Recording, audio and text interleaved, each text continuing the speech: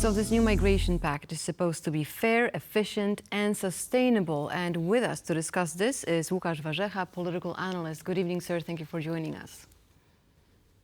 Good evening. I have to say I can't really see you. I see only myself on the screen, but all right. Well, never mind. Our audience can hear and see you, so no problems there. What's also very visible are the results today of just, I think, a couple hours ago of this historic vote. And it looks very much the head of the European Parliament, Ms. Metsola, Robert Metsola, said that this is a history was made today. A lot of very, very big victory laps by the Commission.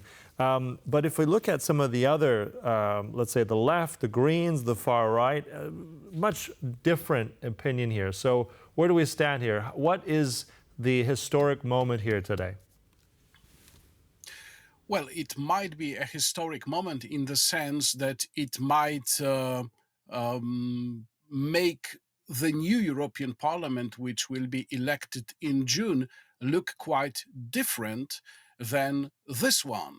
And we also have to take a look at who voted for the pact and who voted against it. It's a very interesting situation as far as Poland is concerned, because as far as I could see, all the civic coalition European Parliament deputies voted against the immigration pact. And also the Polish Prime Minister, Mr. Tusk, said that Poland is not going to abide by the pact, even though it was passed through the European Parliament. So it seems to be a very, I would say, solid stand against the pact on the part of a person whom I think many people in Poland would not expect to express such an attitude. But I'm not really surprised, because I can remember quite well that Mr. Tusk expressed his very big reservations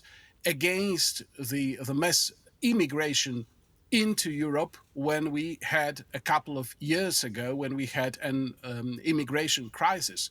So it's not a surprise to me. And I think Mr. Tusk also thinks about the results of the European Parliament elections when he, well, I don't know if he spoke to his deputies in the European Parliament. Nevertheless, it's quite possible when he perhaps suggested them not to vote for the pact. Right. Actually, you know, I'm going to argue that I think many people are going to be surprised, because before the parliamentary elections, perhaps Tusk was against it, but his people who surrounded him were very much for that pact and that wanted that solidarity to come to Europe when it comes to migration.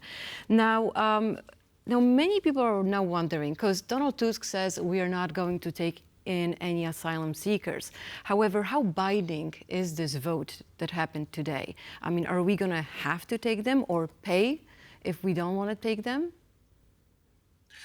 Well, we will see what Mr. Tusk means, but what he's saying right now, because we can understand it in two different ways. One way would be we will not take any immigrants, but we will have to pay, of course, and this will be our money, our taxpayers' money, or we will not abide at all.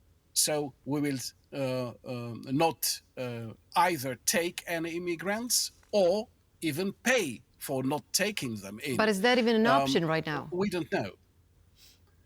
Excuse me? But is that even an option not to take them after this vote?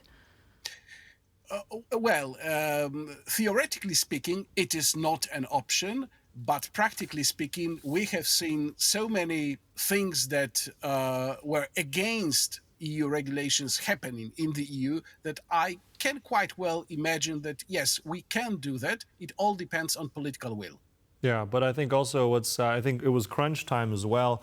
We have the final plenary coming up in a few weeks' time as well in Strasbourg. So it'll be interesting. And we've seen, I think, not just with the migration pact, but I think in the last months and and over the last year or so, a lot of when things move through European institutions seem to be going forward. I mean, look at what happened with the Green Deal with certain farming regulations that changed last minute. So I'm just wondering, maybe some observers now will look at this, and can it still maybe change once again once we get to the plenary in Strasbourg, or are we now, is this the final moment? That's what I'm wondering, because we've had other things change before. I'm just, like I said, with the farming issue, with CAP, with everything else, with the Green Deal, that has also changed multiple times. So what do you reckon? Is this now the final thing? I know that we're speculating potentially on its implementation, but is this now finally a done deal as it stands, as we have this vote here today? Of course, we don't know that, but one thing is quite clear to me, that the tide is turning. And this voting was really a very close call. It was about some, let's say, 30 votes, short of rejecting the pact. The European elites, those who promote the, I would say, mainstream direction of the European Union, realize quite well that the result of the upcoming elections may not be so favorable for them. So yes, there is a possibility that there might be some changes, amendments, perhaps not to this particular document, but to some other. We will see. Nevertheless, I'm certain about one thing, that the next European Parliament will not look quite like this one. Mm-hmm. But at the same time, I mean, this has been ongoing for a while. I mean, this is over years, almost a decade now, of various policy in different countries doing their own thing. I mean, this was required at some point. So I guess the question is, accept this deal, it's the best thing we got, or let's just stay the course and continue in policy as we had before? Sort of like, was this the necessary evil potentially that had to be done? Because I think in terms of many things, things were not streamlined. And even if we're looking at some of the elements of the 5 laws that make up this new pact, I think it's going to be very difficult to actually carry it out. And as you said earlier, some member states, and namely Poland as well, has already signaled that this is not something they want to actually implement. Well, some say that a very delicate balance was sought for in this document, because we have to take into account, they say, the situation of countries like Italy, Greece. But at the same time, there is one thing in this document, in this regulation, which I think makes it very hard to accept for countries like Poland, which is being forced to do something about immigration, either take immigrants into their countries or pay for not taking them. And I think this element of coercion is the main reason for which Donald Tusk has said what he has said, and for which so many Poles are skeptical about such regulations. That's right. Now, at least 30,000 asylum seekers a year are expected to come under this relocation system.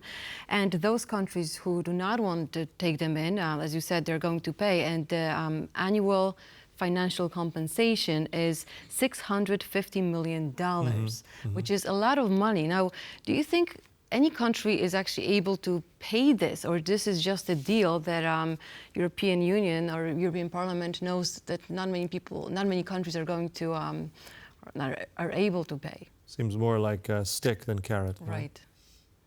Well, technically speaking, we should pay for the number of immigrants we're not going to take into. So, for example, for, I don't know, several thousand, not the whole sum. It would be spread among countries that would not be able or willing to take immigrants in. Nevertheless, as I said, the element of coercion here is unacceptable or hard to accept for many people. There are some other ways of helping the countries being in a kind of crisis, immigrant crisis, that are contained in the document, like, for example, helping them in place in those countries, in processing the immigrants. It is also possible. Nevertheless, the problem is, and I will repeat that because I think this is really the main point here, the problem is that we are supposed to be forced to do something. It's not based on free will and free decisions of the member countries. It's based on a force, a coercion. And this is the problem. Mm-hmm. But I mean, from one perspective, I mean, you mentioned there, Łukasz, it's coercion, but at the same time, I mean, the way the complexities of the European Union, we cannot delve and unravel that here in this conversation. But I think part of that is probably very much that there is still a limited understanding of how Europe works for many citizens. You're right. I think I'd probably address the democratic deficit. So is it maybe now also one of those points where European citizens and also lawmakers maybe have to look at what kind of Europe they want, right? Because if you're saying coercion, many others will say the same. Maybe the process, maybe the institutions themselves need a bit of an overhaul. But I think that's an even more complicated thing to unravel here today. Well, you have just mentioned one of the phrases that has been appearing in the Eurospeak for many, many years, which is democratic deficit. And I've heard it really many, many times, like hundreds of times, and nothing comes out of that. I mean, this election in June will probably make European elites realize in a very hard way what democratic deficit really means. So they will realize that they have not listened to European citizens for a very, very long time.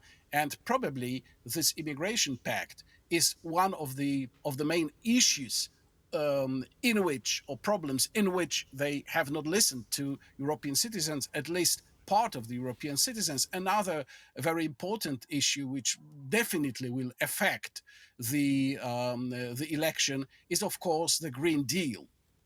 That's right. Well, I think you hit a point right there. I mean, the European countries need to listen to their citizens, because I think this issue is bipartisan. Doesn't matter if you're on the left, on the right.